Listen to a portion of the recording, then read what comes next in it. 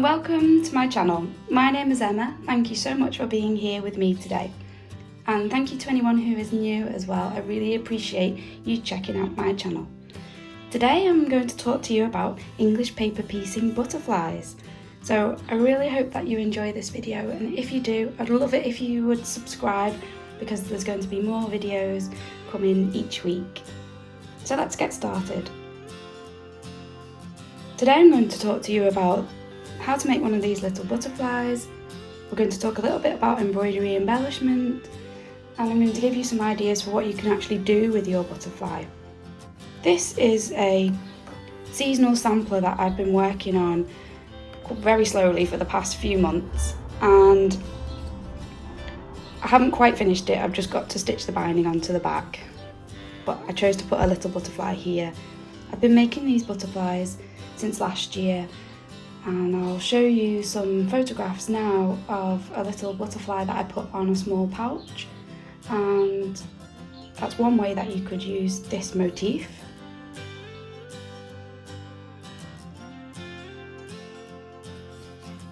I also reduced the size of the butterfly and put 2 on this pouch and used Liberty fabrics for that.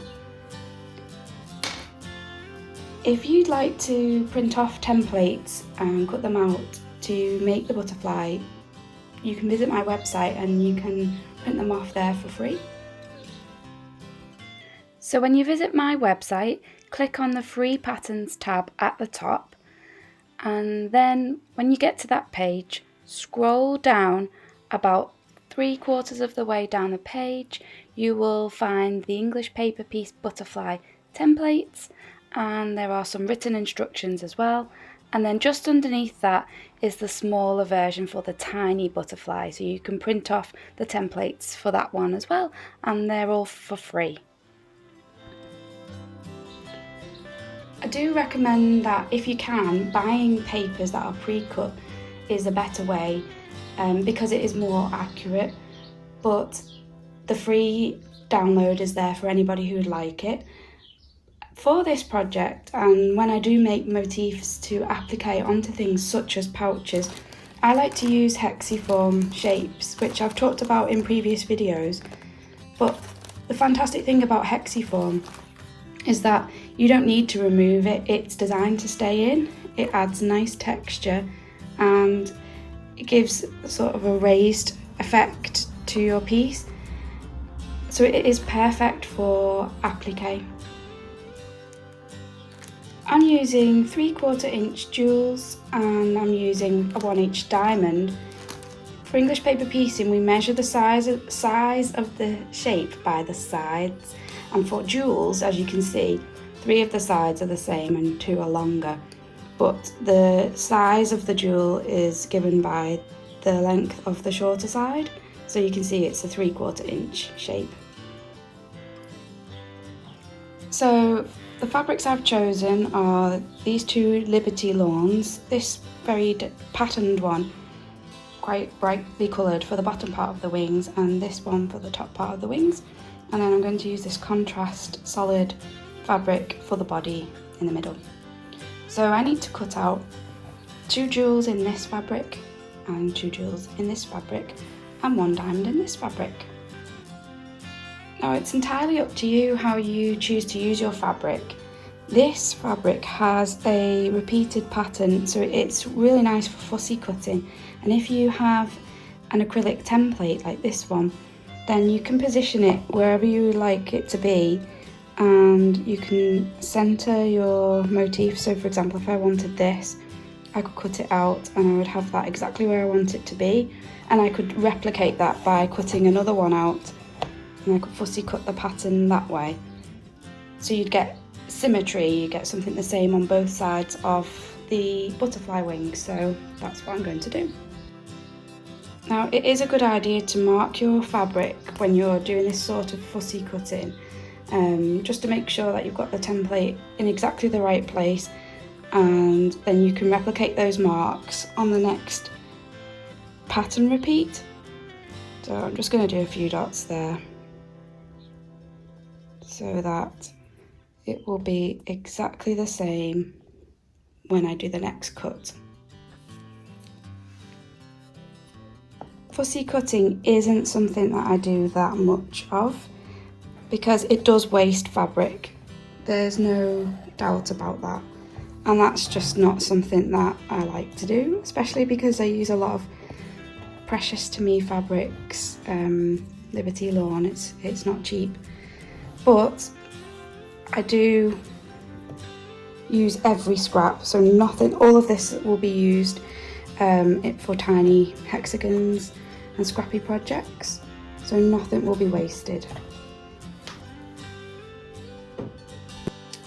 So I've cut one out, I just need to cut another one out, so I've replicated my dots on the other side, so I just need to cut it out. As you can see, there is some waste and that does feel painful to me, but I won't waste it. As I said before, I use every little piece.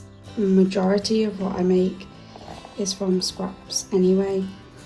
I don't actually cut into big pieces like this very often, but it's nice to fussy cut sometimes. I know some people do a lot of it and it looks fabulous, but I actually just couldn't afford to use that much fabric. So I love the look of fussy cut quilts, but that's just not something I tend to do. So there we go, it's not perfectly accurate, but it's close enough.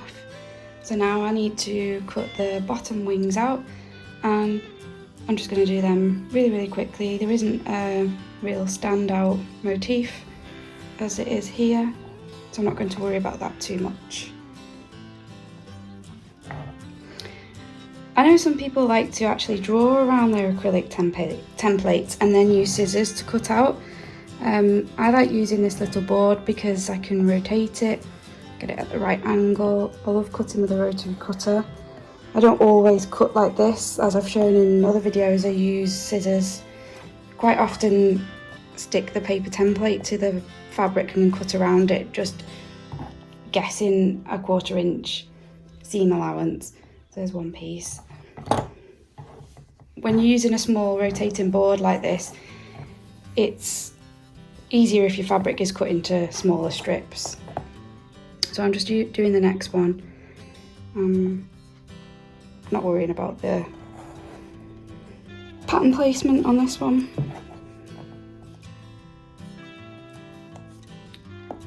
That corner.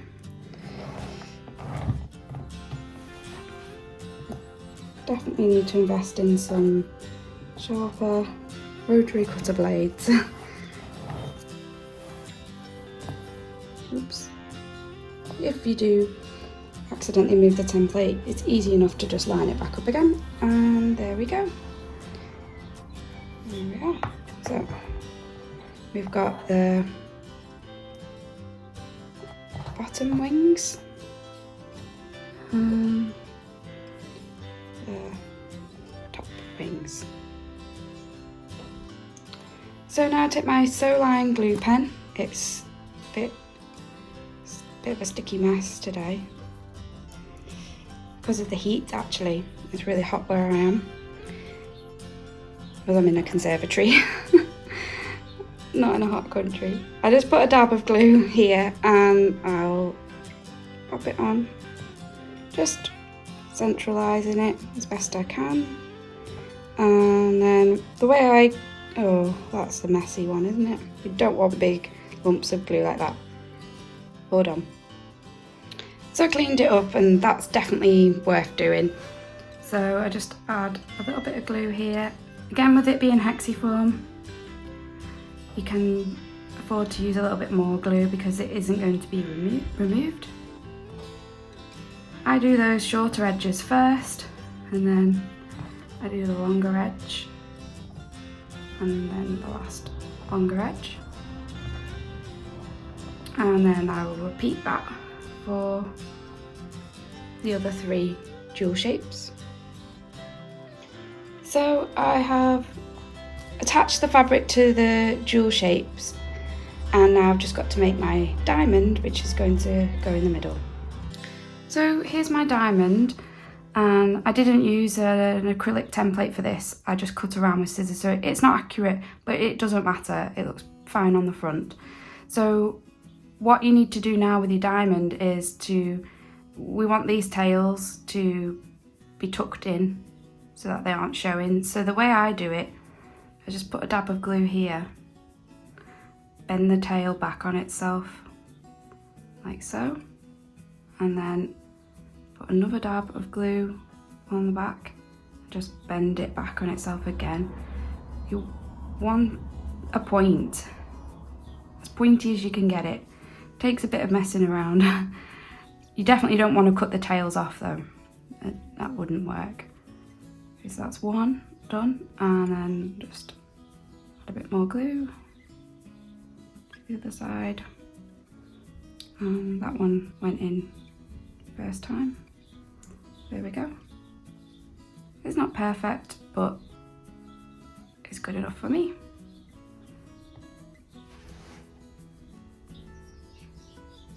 So the next step is to sew these two pairs of wings together. So place them right side together, whip stitch along here, then open them out, and then you want to sew exactly the same with the other pair. Place them like this, whip stitch together just along this line, and then open them out. So I'll do that and I'll meet you back here.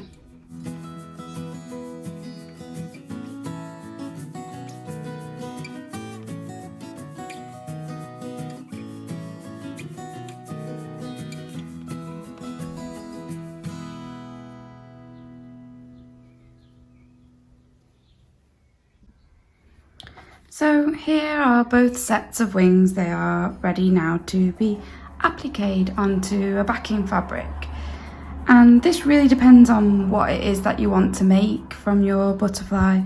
As I showed you before, you can put it on a pouch, or I've incorporated it as part of a mini quilt. And it's really simple. You just position your wings like so that this line meets and matches, and I would just add a dab of sew-line glue just to keep it in place, and then just do an applique stitch all the way around your wings. And then when you've done that, position the body, the diamond, right in the center so that the points of the diamond line up with this seam line here, and applique the diamond in place. So I'll just show you my mini quilt again, and you can see that's exactly what I did here, and it was really easy to do and I really love doing it. Alternatively, you could actually turn the butterfly design into a quilt block, and as you can see here, I've used larger jewel shapes. In fact, let's just check what size I did use. I used 1-inch jewels for those. So there are 6 1-inch jewels joined together, but it's the fabric placement that gives you the butterfly shape, if you like.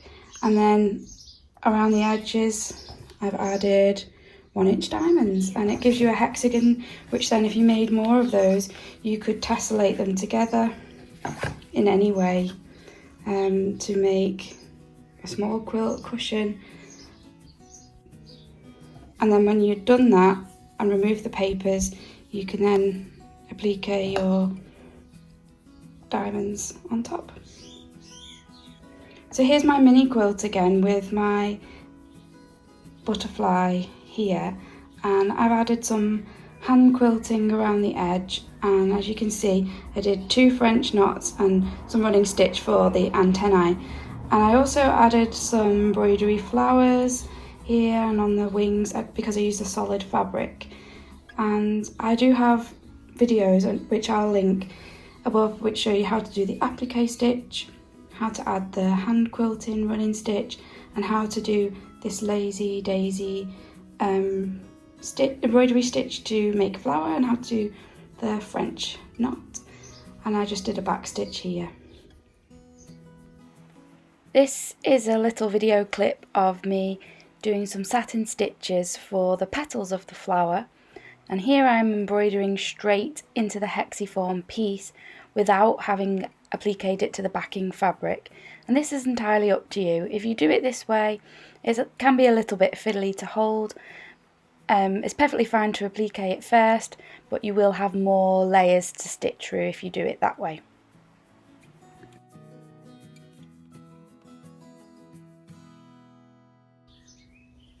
Sometimes I just embroider straight onto the pieces without drawing anything first, but of course you'll get better accuracy if you do draw your design first. And I like to use this Clover water erasable marker pen. It's really good for that. So you could just experiment and add any sort of embroidery that you would like to. If you use Hexiform, you can just stitch straight into it. And obviously if you were using papers, they would need to be removed before you applique your shapes anyway. If you'd like to see more about this mini quilt, then do let me know in the comments. I had a lot of interest, people wanting to make it, so I was planning on creating a free pattern for this, but I'm thinking it might be nice to do YouTube tutorials as well to go along with it.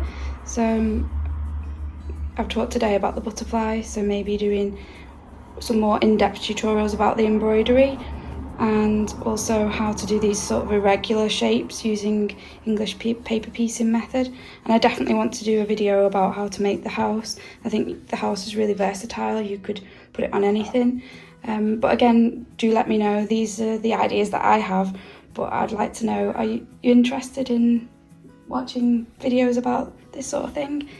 Would that be something you'd be interested in making as well? Please let me know down below. Thank you so much for watching. I really appreciate you taking the time to watch this video. If you liked it, please do give it a thumbs up. And if you haven't subscribed, I'd really love it if you did join me by subscribing. And I look forward to reading the comments and finding out what you'd like to see from me for videos going forward. Take care.